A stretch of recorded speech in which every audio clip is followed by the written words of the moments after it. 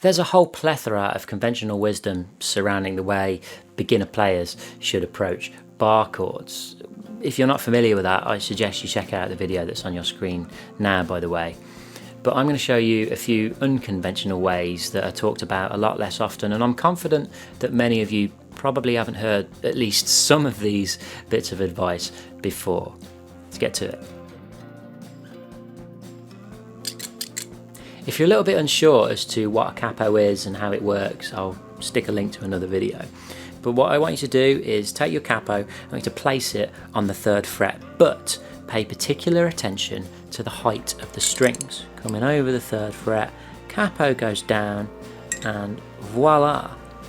Did you notice how much lower the strings are? Now, try your A bar chord again. Now tell me that it wasn't easier than it has been previously. Now, of course, in the long term, you want to be able to play these bar chords without the capo, but this will just give you an indication as to what the problem actually is. Is it the fact that you're having a problem straightening out your finger and getting the fingers in position, or is it more of a strength factor? Because by lowering the strings, we're actually, giving ourselves a little bit of extra strength. This is definitely my favourite of the unconventional methods. Everything might look the same here, the capo's on the 3rd fret. However, what I've done is I've detuned my guitar with the capo on down to standard tuning. Check this out, if I just play an E major chord, it's the same as an E major chord in standard tuning.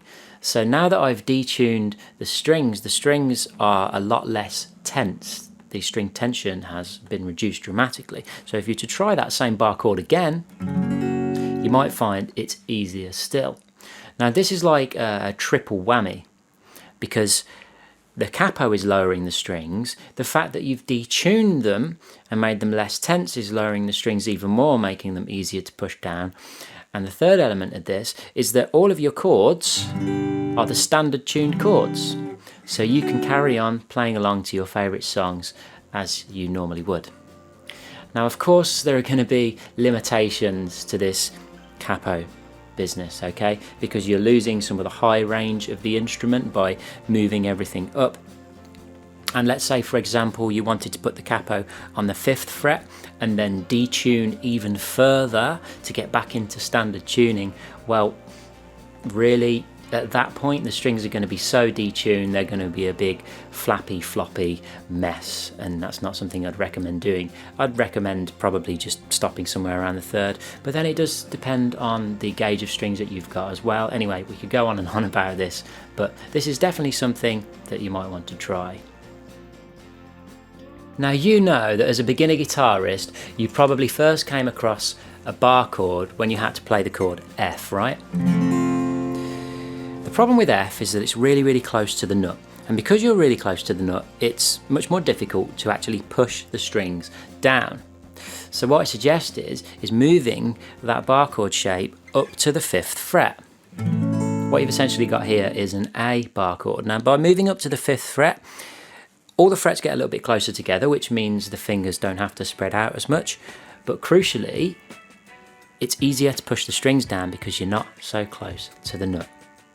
And you could try even going up to the 8th fret. Now here's a little thing, don't go too far past the 8th fret, because then the frets become so close together that your hand really does kind of squish together and it makes it even more difficult. But try moving that bar chord up to the 5th fret and see how you get on.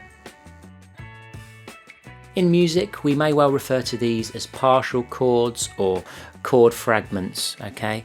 So instead of trying to play the full bar chord, and by the way, capo is on the 3rd and I'm in standard tuning with the capo on, as I was in the previous section. Instead of playing the full bar chord, you could play the thinnest 4 strings, the D, G, B and high E strings, and that way you don't have to bar across the whole neck.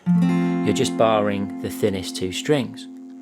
You could play the inside 4 strings, which doesn't require you to know a bar chord or to do a bar at all.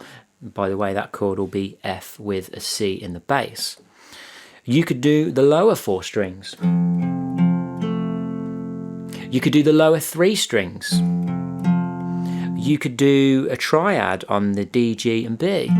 You could do a triad on the G, B and high E. Okay, so you get the point that there are all these combinations, and really just by looking at the chord and picking out either 3 or 4 strings, maybe even 5, whatever works for that particular chord, you can get a whole list of different permutations. I hope you found that video helpful. Check out the video that's on your screen now for more cool guitar tips.